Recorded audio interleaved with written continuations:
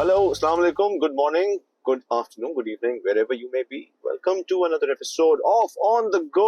मैं हूँ आतिफ और मेरे साथ मौजूद हैं the one and only आपके और हमारे हर दिल अजीज दानिश. थैंक यू आदिल भाई. दानिश भाई, आज का शो जो है वो इसलिए भी इम्पोर्टेंट है क्योंकि the guy who's featuring in this show हमारे साथ हमारे जो गेस्ट हैं वो मेरे बचपन के दोस्त हैं. ग्रेड 2 से वो मेरे साथ हैं. तो ये उनका लेकिन क्लेम टू फेम नहीं है. अच्छा. अनफॉर्चुनेटली क्लेम टू फेम उनका जो है वो ये है कि he is Pakistan S film maker. अगर हम बात करें टीवी सीरीज की, यानी कि जो आप टीवी पे कमर्शियल्स देखते हैं, अगर हम बात करें डॉक्यूमेंट्रीज की, और अगर हम बात करें आजकल रिसेंट पक्के दोस्त की जो कि बिलाल मकसूद का प्रोजेक्ट है, उसकी बात करें, या फिर ग्लूको कहानी की बात करें जो कि बिलाल मकसूद का प्रोजेक्ट है, या फिर आप बात करें बड़े पर्दे की, सिल्वर स्क्रीन की, तो बड़े पर्दे पे भी उमर आदिल छाए हुए हैं और उमर आदिल ही हमारे आज के गेस्ट हैं. And without any further adieu, let's invite him on the set.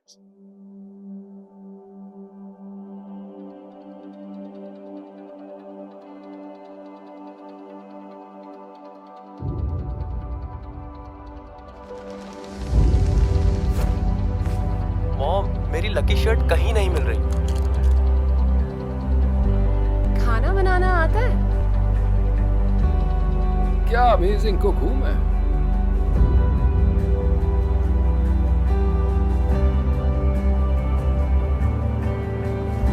मुझे मेरी माँ ने अकेले पाला और इस बात पर उसने मेरे बाप को कभी माफ ना किया.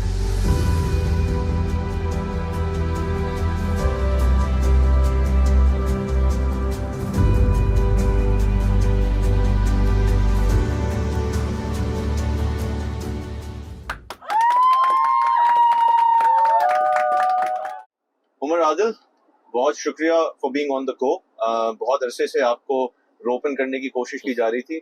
वैसे तो आप बड़े आर्टिस्ट के साथ काम करते हैं, लेकिन कभी आपने हम जैसे छोटे आर्टिस्ट को मौका दिया.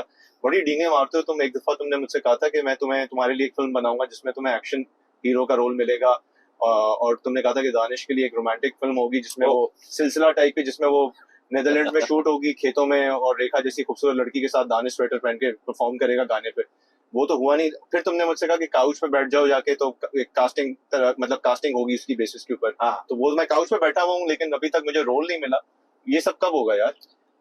यार सबसे पहले तो ये कि हमें वो स्वेटर नहीं मिला जो पहनना था दानिश ने. Oh my God. और वो हो जाता तो बाकी सब चीजें तैयार. बाकी याद है, बस एक स्वेटर में रहेगी. काउच जो था वो थोड़ा सही नहीं था, वो मुझे कलर पसंद नहीं आया उसका. अच्छा. तो इसलिए मैंने उधर भी नहीं किया. बट चीजें ऑन मतलब चीजें ऑन द गो हैं. ऑन द गो है. चले fit. But on a serious note, thank you for being on the go. मुझे ये बताओ कि आजकल चले थे साथ से जो मेरा और आपका एक एफिलिएशन रहा है काम के हवाले से, आजकल आप किस प्रोजेक्ट पे काम कर रहे हैं? What is going on? अच्छा, चले थे साथ के बाद और अब तक हमने काफी सारी चीजें की हैं, और ज्यादातर हम जो कंटेंट क्रिएट कर रहे हैं वो ब्रांड्स के लिए होता है, और उसमें हम आर forte is that हम इस तरह कंटेंट उनको बना के दें कोई चीज. It's not just a TVC. It has a message along with it. So recently जो हम काम कर रहे हैं वो ज्यादातर बच्चों के कंटेंट पे काम हो रहा है. उसमें it is animated और it's live shoot और it's recently we've done a puppet show also. उसको आपने I think देखा भी था, आपने बात भी सुनी. I think हमने पक्के दोस्त को कवर भी किया था one of the episodes. So अब आइडिया ये है कि जो आपके बड़े ब्रांड हैं उनको ऑनबोर्ड लिया जाए and we see where the gap is. उस गैप को फिल करने के लिए हम मेन स्ट्रीम कंटेंट बनाएं, लेकिन उन ब्रांड्स को साथ रखते हुए ताकि सस्टेनेबिलिटी ज्यादा हो उसकी. ऑन आवर ओन अगर हम कुछ चीज करते हैं तो हम कुछ टाइम के बाद जाके we lose out on it and we won't get that viewership unless there is somebody involved in it. सही. I think इसमें creative challenge तो होगा, but I'm wondering कि how do you convince brands to come into this area, because brands are always commercial projects, money making, viewership, clicks कितने हैं, उस पे focus करते हैं. देखिए ब्रांड्स भी इस तरह से उनके थॉट प्रोसेस चल रहा होता है कि दे डू समथिंग क्रिएटिव, कोई डिफरेंट चीज क्रिएट करें डिफरेंट प्लेटफॉर्म्स के लिए, स्पेशली डिजिटल प्लेटफॉर्म्स के लिए करें, क्योंकि टीवी की और जो मेन स्ट्रीम मीडिया उसकी तो एक सर्टेन होती है रिक्वायरमेंट कि आपको कम ड्यूरेशन है, you have to give your message, brand message या प्रोडक्ट मैसेज जो भी. बट जो डिजिटल वर्ल्ड है उसकी कोई अभी तक इतनी लिमिटेशंस नहीं है, और ब्रांड्स भी they are always on the lookout to have something, to create something new. So हमने EBM एक ब्रांड है उसके साथ काम किया, और हम उस पे कर रहे हैं. उसके लिए 2-3 चीज़ें डिफरेंट एरियाज पे हमने क्रिएट की.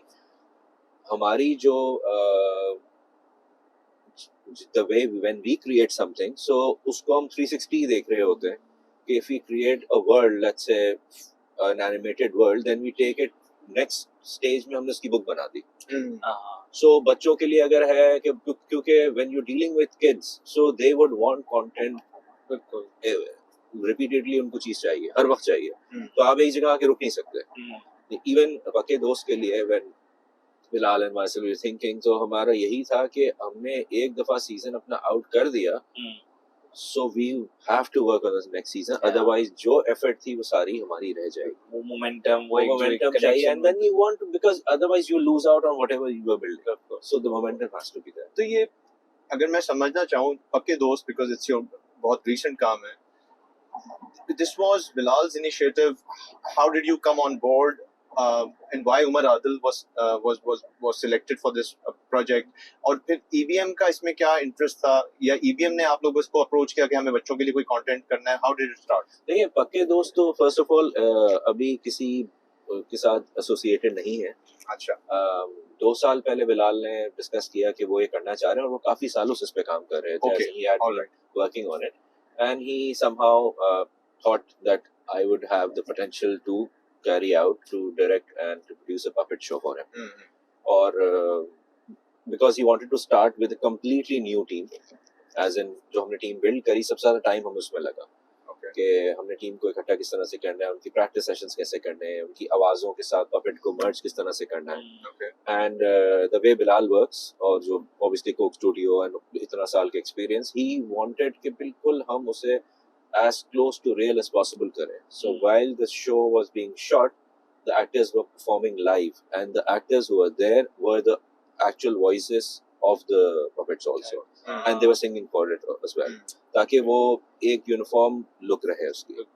So Bilal got me on board, and he wanted के हमें, and he even says that कि मैं एक regular director के साथ काम इसलिए नहीं करना चाह रहा था, because he wanted somebody with as much passion for children content. I mean, at least इतना हो कि उनके passion को मैच कर सके, because बहुत मुश्किल काम होता है. आपने पहले भी जो पिछला असाइनमेंट बिलाल मकसूद के साथ किया था, सॉरी क्योंकि वो आई मिक्स्ड द टू, तो वो पिछला वाला आई थिंक EBM के साथ स्पॉन्सर्ड था. EBM का ये था, वो कुछ सॉन्ग्स थे जो बिलाल ने EBM के लिए किए हुए थे, and then he asked me if I could create something around it, as in they wanted a complete visual solution for it. Okay. और वो सॉन्ग्स कुछ 6-7 महीने से क्रैक नहीं हो रहे थे. Okay. So when I got on board, so I जो उन्होंने उस वक्त तक काम किया हुआ था, उन्होंने डिफरेंट टीम्स के साथ काम किया, तो उसको सबको अपने साइट पे करके हमने एक पूरी वर्ल्ड क्रिएट करके दी उनको, which they now call the gluco Kahani. तो ग्लूको कहानी की पूरी दुनिया है जिसमें कुछ कैरेक्टर्स हैं, और अब उन कैरेक्टर्स के साथ there is a lot that they can do. So we directed and produced 8 videos. We had a production house, Talisman के नाम से एक production house जिसने सारी animations की थी. Story line, screen play, board, character design, वो सब मैंने और मेरी टीम ने. खुर्रम मेरा एक दोस्त है जिसने कैरेक्टर्स डिजाइन किए थे. This was all happening during Covid, तो बड़ी जूम टाइप सारी सिचुएशन थी. So we did that, and then the gluco Kahani की जो दुनिया बनी हुई है उससे अब चीजें आगे निकल रही हैं. Year after that a book was made. Beanish ने वो बुक डिजाइन की थी. Beanish Wise, yes. And then उसके साथ उसकी डिफरेंट किस्म की इलस्ट्रेशन थी. हमने स्टोरी लाइन बुक एनिमेशन से उठाई थी, लेकिन बुक को एक डिफरेंट तरह से हमने क्रिएट किया था. सो पोटेंशियल बहुत हो जाता है जब आप कुछ चीज फ्रॉम स्क्रैच क्रिएट करते हैं. You can do wonders with it. बिल्कुल, because it's a blank slate. आपने उसमें क्या करना है, किस which direction you want to take it, creativity wise काफी आपके पास लैटिट्यूड होता है. How did you get into it, Umar? मतलब बचपन से ही था कि you want to be a film director, और इस तरफ जाना है, या this is something which came over a period of time, slowly आपका एक inclination बना, एक रुझान बना कि आप इस डायरेक्शन में जाएंगे? आर्ट की इंक्लिनेशन तो बचपन से थी, because I come from a family where my father was a graduate of National College of Arts, Lahore. Okay. So artist का उठना बैठना घर में और एक क्रिएटिव डिस्कशन हो रहा था, हमने तो आँख ही उसी में खोली थी. Okay. So all the big names and जो 60s का जो गोल्डन एज थी आर्ट की, वो उनके सारे क्लास फेलोज या उनके बैचमेट्स या फिर उनके साथी होते थे, तो उनसे उठना बैठना. तो हमेशा से आर्ट की रुझान तो था. So after finishing school college I opted for IVS. और फिल्म मेकिंग उस वक्त तक इतनी नोन नहीं थी. So we took advertising, communication design, जिसमें इलस्ट्रेशन, फोटोग्राफी और ये सब चीजें थी. और लेटर स्टेज में फिर हमने film making, while I was studying there, तो हमने फिल्म मेकिंग पे फोकस किया था. So that's how it started. And that's how it started. But इसी से रिलेटेड सवाल, और पिछले आपकी जो आपने बात की थी उससे रिलेटेड सवाल मेरे जहन में जो चल रहा था वो ये है कि स्पॉन्सर्स, बिकॉज हम 80s की जनरेशन है, ठीक है, वो अलग बात है कि मैं आप दोनों से एज में छोटा हूँ, मगर जनरली हम 80s ही की जनरेशन है. नन्हे मुन्ने बच्चे हैं. So we've all grown up listening to Vital Signs. So there was a time जब के, and you know, let's take the brand name, Pepsi used to sponsor Pepsi Top of the Pops. Pepsi Vital Signs का भी sponsor था. तो Pepsi album. बिल्कुल. तो ये जो चीजें होती थी उस जमाने में, आज की डेट में हम देखते हैं कि how much is the creative control of the sponsor over the artist versus that time. क्योंकि वाइटल साइंस को हम देखते थे यार, मुझे नहीं लगता था कि उनकी जो म्यूजिक थी उसमें पेप्सी का इतनी इंटरफियरेंस होती थी. लेकिन आज अगर मैं बहुत सारे ब्रांड्स को देखता हूं तो वो मुझे लगता है कि आर्टिस्ट को कॉम्प्रोमाइज करना पड़ता है अपने आर्ट के ऊपर. तो is it true and how do you feel about it? देखिए, इंडस्ट्री की डायनामिक्स थोड़ी चेंज हुई हैं from the 80s to what as we are talking about it now. और डायनामिक्स इस तरह चेंज हुई है कि पहले कंटेंट बनता था और उसको जब वो चलता था किसी भी प्लेटफॉर्म पे, बेसिकली PTV पे या जो हमारे अपने नेशनल टीवी पे चलता था, तो brands used to come for it. Somewhere in the 90s things changed and the brand team started developing content and thinking how they can use and utilize their brand when these creatives have to create content. So the dynamics have changed slightly. So अब क्योंकि platform वो national TV नहीं रहा, digital पे platform पे आपको चाहे कोई भी बड़ा उठा लें प्रोडक्ट, वो वहां पे नजर आता है. कितनी दफा आपने वो कोई भी टीवी कमर्शियल टीवी पे देखा होगा? आप नहीं देखते, जो क्योंकि हम दो टीवी की अभी भी ऑडियंस बहुत बड़ी है, लेकिन जो लिख रहे हैं या जो उसको स्टडी कर रहे हैं या जो ओपिनियन क्रिएट कर रहे हैं वो टीवी पे नहीं देखते, वो different platforms से देख रहे होते हैं. So basically the brands decided कि why don't they come into content creation, and a lot of agencies and companies grew around the brands who were suggesting कि आप ये content create करें और इसमें brand को incorporate करें. So उसमें फिर automatically brand की से ज़्यादा आ जाती है. But saying that कि brand always values कि अगर कोई अच्छा content आ रहा है तो without taking away from the message, without taking away from the creative process, हम सिर्फ उसके साथ associate करें, वो भी बहुत अच्छा है. So there are different brands would do work differently. Obviously there are different brand teams. Sometimes they would really overpower the content, sometimes they would step back.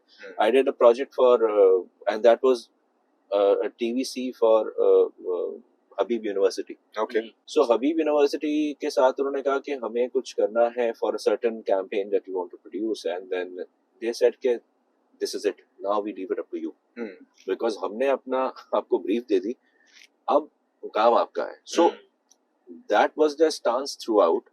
Obviously they liked what we pitched to them कि हमने कहा कि हमको आपके लिए documentary नहीं बनाएंगे, we'll create a film around it, and so we created a 4-5 minute script. And then we pitched to them, and whenever I went for preview, they would just see and they say nothing. So I had to ask के कुछ तो बोले, मतलब ये घर लिया था, ये 70s का घर दिखाया, गाड़ी है, उन्होंने कहा उसपे हम कमेंट ही नहीं करें, हम सिर्फ वहाँ देखें हमारा मैसेज क्लियर हो रहा है कि नहीं, तो यहाँ आप देख लें. Very nice. बाकी तो it's totally your thing. Full freedom. So मुझे literally I had to stop the presentation, ask them कि भाई आप शूट पे भी, तो कुछ clients ऐसे होते हैं, they said no, this is your domain and this is our domain. Okay.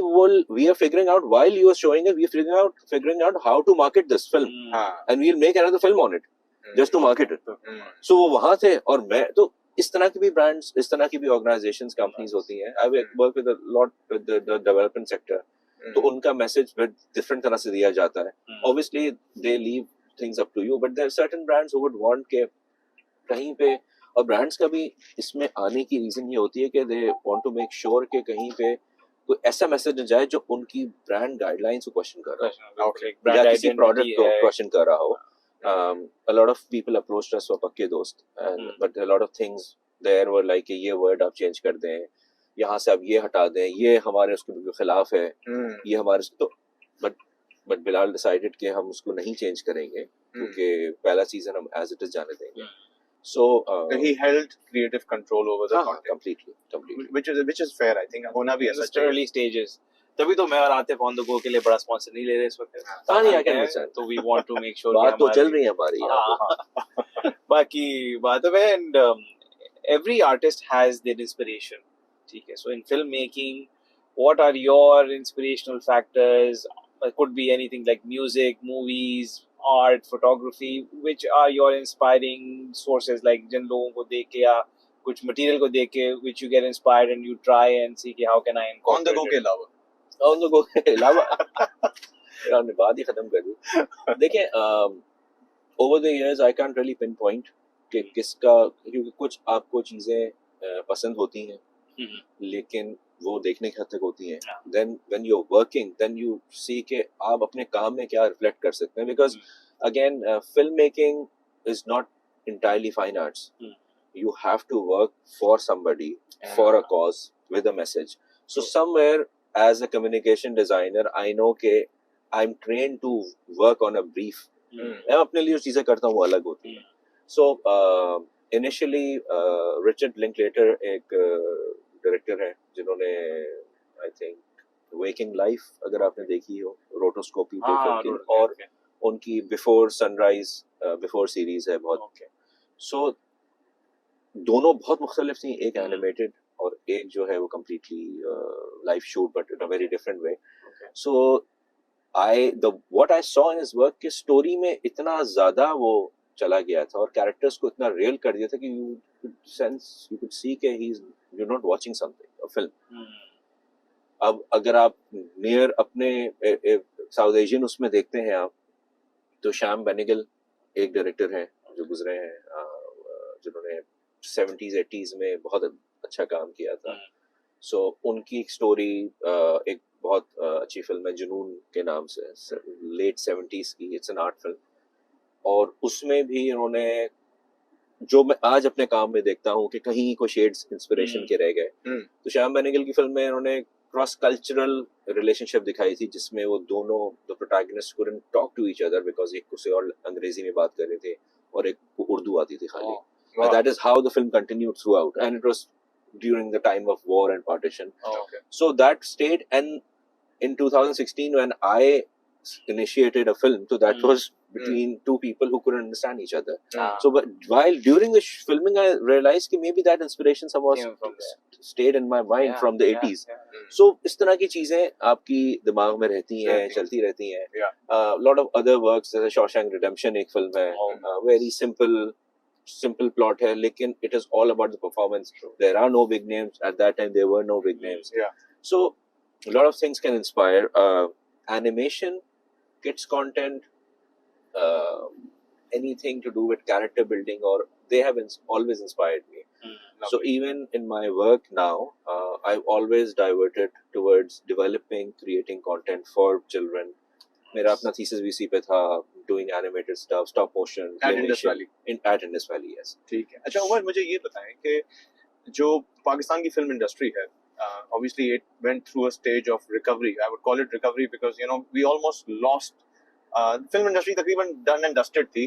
फिर वो I think war आई और फिर we saw a series of revival of Pakistani cinema. उसमें चले थे साथ came later, और फिर अभी recent जो सबसे बड़ी मूवी आई है वो मौला जट.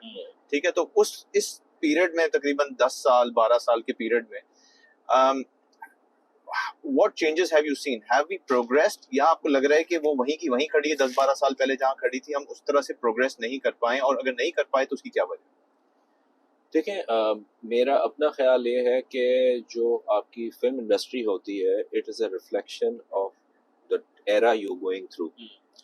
सो if there was a drop down in the 80s for various reasons, restrictions थी, लेकिन उसमें कहीं और फॉर्म एक्सप्रेशन किसी और तरह से बढ़ गया था। ड्रामे उस वक्त के या उस वक्त के जो और तरह की जो the recitals and the poetry and the shows that were happening were way ahead of our time, of this time.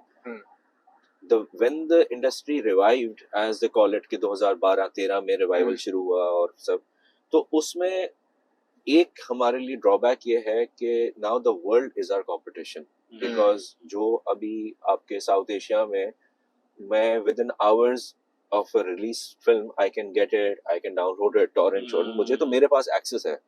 So my stars are not just कि अगर मैं कहूँ कि जी बॉलीवुड के स्टार्स मेरे हीरोज हैं या पाकिस्तान के स्टार्स मेरे हीरोज हैं या कोरियन स्टार्स या Bangladeshi stars, I know all of them, be it cricket, be it film, because मैं मेरे एक्सेस मेरे हाथ में सारा. So seeing that हमारी इंडस्ट्री सफर कहाँ करती है, बिकॉज हमारे जो डायनामिक्स हैं फिल्म इंडस्ट्री के, पाकिस्तानी फिल्म इंडस्ट्री के, उसमें स्क्रीन्स बहुत कम है. People are not used to going to the cinema. True. It is an expensive form of entertainment, क्योंकि आप अकेले फिल्म देखने नहीं जाते, और अगर आप हफ्ते में या 2 हफ्ते में 1-2 फिल्म देख लें तो इट्स 8 to 10,000 रुपीस का पॉपकॉर्न, ड्रिंक्स वगैरह. एग्जैक्टली, खर्चा 2-3 लोग जाते हैं, जाना आना, तो इसलिए what I push and I want and I suggest to others also that we need to keep making films and keep on feeding the audience so that they are used to Going to watching the films. cinema. We should not restrict ourselves to Eids कि भाई ईद पे 4 films आ गई, पूरे साल खाली है. So मसला ये है कि जो आपका सवाल ये था कि अब क्या रिफ्लेक्ट हम फंस गए हैं अपनी बिग डेट्स रिलीजेस पे. उसकी वजह से हमारी थिंकिंग, हमारे ब्रांड्स, हमारे स्पॉन्सर्स, हमारे इन्वेस्टर्स सब उन्हीं डेट्स पे जा रहे हैं. अगर मैं कोई एक स्टोरी बेस्ड फिल्म लेके जाता हूँ तो मुझसे पहला सवाल ये आएगा कि इसमें give us a good mix of actors, give us a good release date, because they are scared कि अदरवाइज फिल्म नहीं चलेगी. और उसके ना चलने की रीजंस भी हैं कि फिल्म की आदत ही नहीं है लोगों को. तो हम इस स्टेज में हैं अपनी इंडस्ट्री के कि हमें इस वक्त अपनी इंडस्ट्री को उठाने के लिए आपको भर के फिल्म देनी है, even the film that don't do well.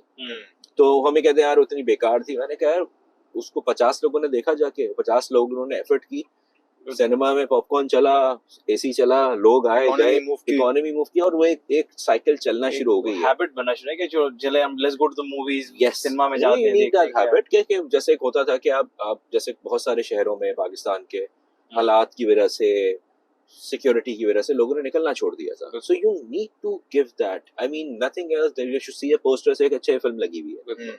सो कुछ चीजें आपको सिर्फ मार्केटिंग के लिए, सिनेमा को मार्केटिंग के लिए फिल्म्स चाहिए, सिनेमा को उठने के लिए फिल्म चाहिए. तो right now I can't label के हाँ जी वो मेन स्ट्रीम या जवानी फिर नहीं आनी या एक्टर इन लॉ या नामालूम अफराद कौन सी हिट है कौन सी में से. All films are great, they have to have these film, unless कि वो फिल्म को टेक्निकल ऐसे एरर्स हो कि आप हो जाता है कभी कभार के साउंड नहीं चला, कुछ नहीं चला, एंड वी थिंक कि शायद इसको अभी रिलीज नहीं होना चाहिए था.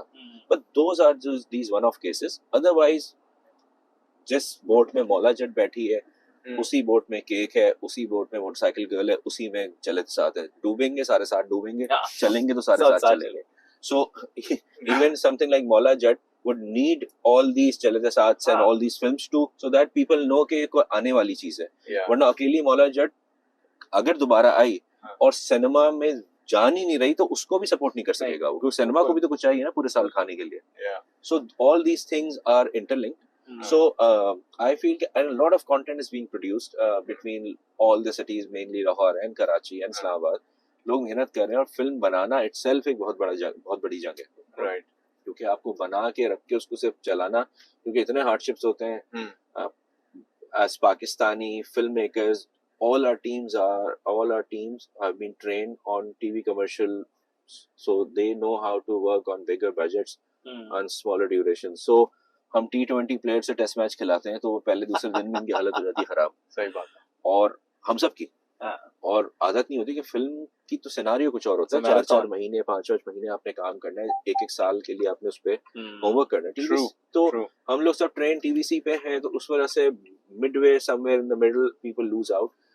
But that is changing now because a lot of good films are coming in and people are working because film is a passion project and all these filmmakers know कि commercials 10 या 100 अपनी जगह, एक film की worth अलग जो होती है। मूवी जिसका मुझे बहुत शिद्दत से इंतजार है वो जो आपने बेसिकली मार्वल कॉमिक्स की लाइन पर आपने दानिश को लेना है आयरन मैन के तौर पे और मुझे आप ले लें मतलब बैटमैन वगैरह के तौर पे, तो मैं बैटमैन बनने को तैयार हूँ.